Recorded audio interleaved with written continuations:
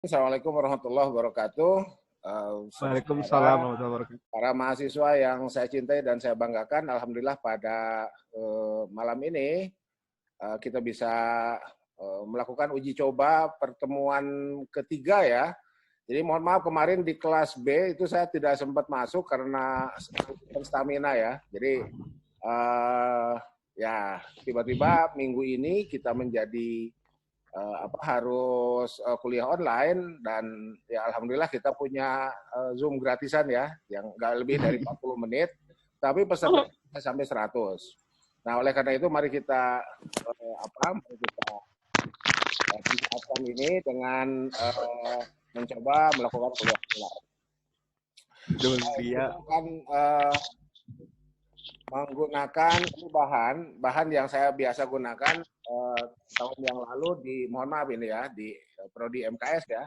Jadi di Prodi MKS tahun yang lalu saya mengajar juga metodologi penelitian dan bahannya saya akan gunakan di Prodi Ekonomi Syariah sekarang. Baik, ini slide pertama. Saya menggunakan atau membuat tulisan di slide pertama ini sistematika laporan penelitian skripsi.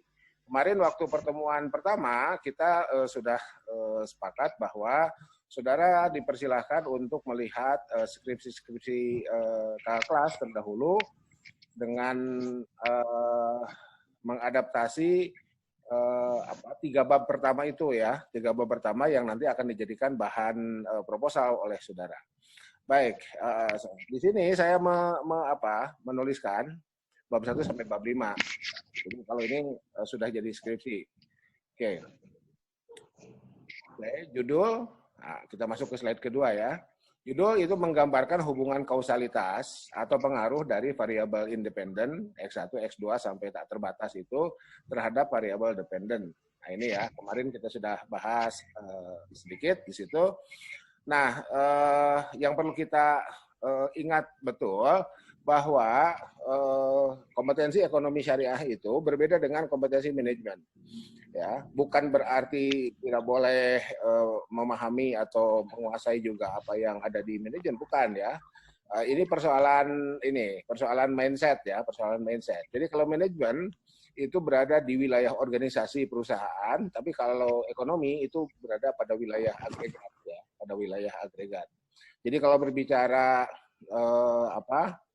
NPF misalkan, non-performing loans, kalau di manajemen itu ada di satu bank misalkan. Nah, kalau ekonomi itu agregat, seluruh bank yang ada di wilayah tertentu nasional, misalkan Indonesia, NPF-nya dilihat. Nah, bagaimana NPF berhubungan dengan pertumbuhan ekonomi?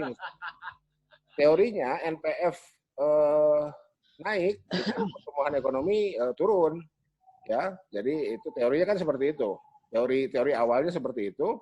Ketika non-performing loans itu naik, maka pertumbuhan ekonomi turun.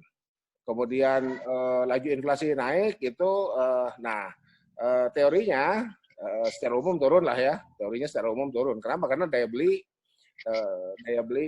itu menurun ya. Daya beli menurun ya.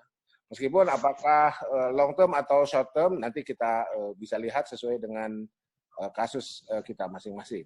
Nah, kalau kita misalkan menjadikan contoh lah ya ini ya, misalkan X1-nya NPF non performing loan, X2-nya misalkan laju inflasi, variabel dependennya boleh dengan pertumbuhan ekonomi, bisa seperti itu. Baik, ini masuk ke slide ketiga. Nah, slide ketiga ini bab 1 pendahuluan. A latar belakang, B identifikasi, C batasan, D rumusan. Kemudian lahirlah dari rumusan ini pertanyaan penelitian. Jadi kalau kita lihat beberapa contoh skripsi terdahulu, kita melihat rumusan masalah itu langsung ke pertanyaan penelitian. Padahal rumusan masalah itu merupakan statement, pernyataan tentang masalah. Nah dari situlah kemudian pertanyaan penelitian dimunculkan. Ya. Secara umum biasa kita menggunakan regresi pengaruh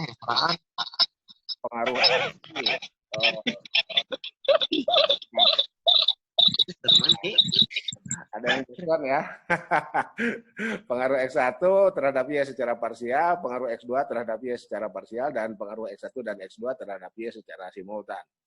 Tujuan penelitiannya ya biasalah ya, tujuan penelitian diturunkan dari pertanyaan penelitian, kemudian kegunaan teoretik dan kegunaan praktik. Berikutnya, ini mohon maaf kita ngebut aja dulu lah ya. Bab 2 ini kajian pustaka. Kajian pustaka ini Oke.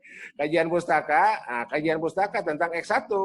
Nah, kajian syariahnya tentang X1 kita dipersilakan untuk mengutip Quran, hadis, usul fikih, qawaid fikih dan apapun yang terkait dengan tinjauan pustaka syariah. Yang kedua, kajian ekonomi. Nah, kajian ekonominya bisa bukan bisa ya. Nah, ini untuk ekonomi syariah di sini.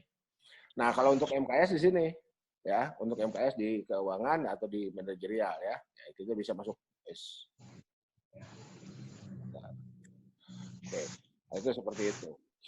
Kemudian kajian pustaka tentang X2 sama dengan X1 ya, kemudian kajian pustaka tentang Y, kajian pustaka tentang yang akan kita teliti sebagai variabel dependen, ya ini kita lihat seperti ini. Nah, di buku panduan penulisan skripsi kita, ini dibalik. Kajian pustaka itu diletakkan setelah penelitian terdahulu. Jadi kalau di buku panduan, penelitian terdahulu itu A, kajian pustakanya B. Baru kemudian C-nya kerangka penelitian, ya, atau paradigma, kemudian D-nya hipotesis. Ya, itu seperti itu. Baik, lanjut. Nah, ini lanjut. Yang ketiga, metode penelitian. Biasalah ya, ini biasa sudah baku. Lokasi dan waktu, jenis dan sumber data, metode dan teknik pengumpulan data, definisi operasional atau dari variabel, kemudian metode analisis data, model estimasi yang kita bangun, ya model estimasi itu, jadi kalau kita menyebutkan estimasi, misalkan Y sebentar.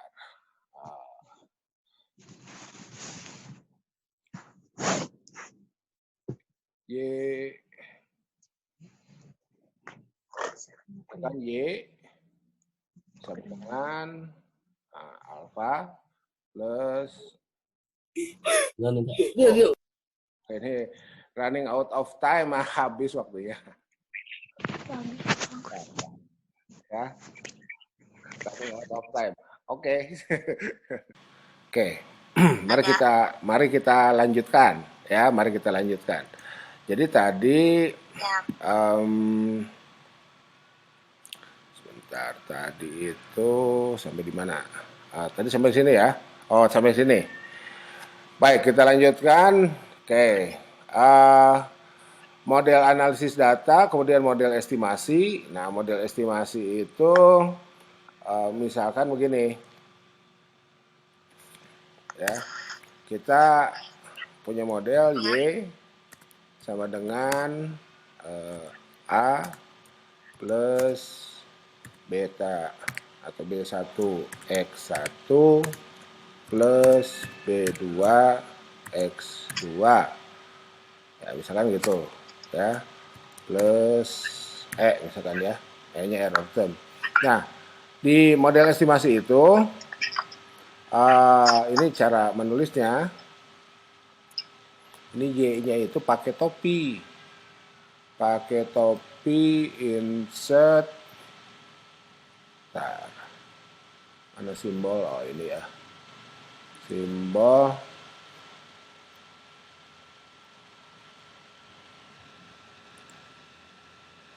Aduh, kok nggak keluar?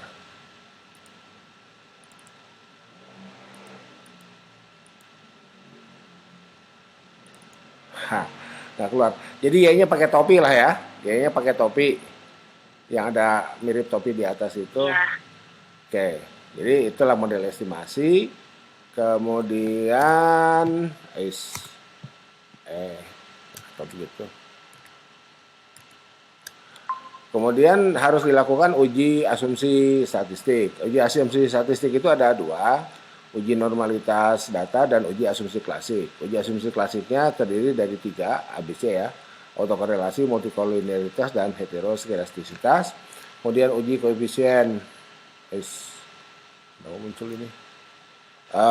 Determinasi R kuadrat, kemudian uji pemilihan model, uji signifikansi simultan, uji F, kemudian uji signifikansi parsial. Nah, jadi apa istilahnya proposal itu sampai sini ya.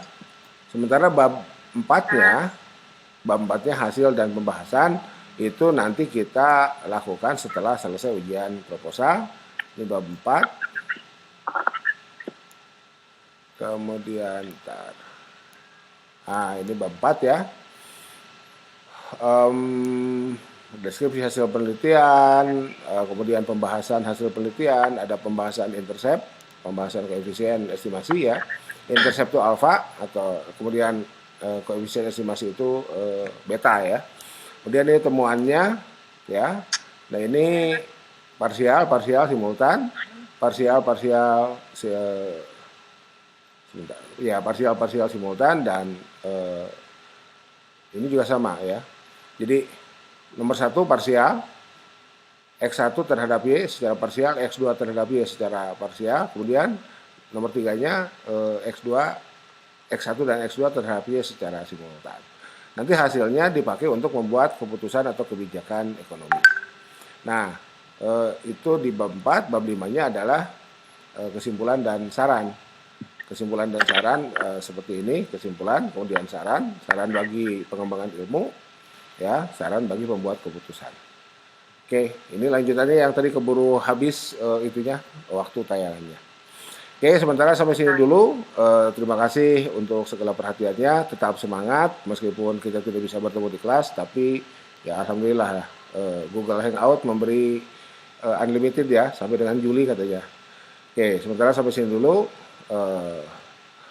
Subhanakallahumma wa bihamdika asyhadu an la ilaha illa anta astaghfiruka wa atubu ilaik. Billahi taufiq wal hidayah, nasrun minallah wa tungqarib wa basyir sabirin. Wallahu muwaffiq ila aqwamit thoriq. Wassalamualaikum warahmatullahi wabarakatuh.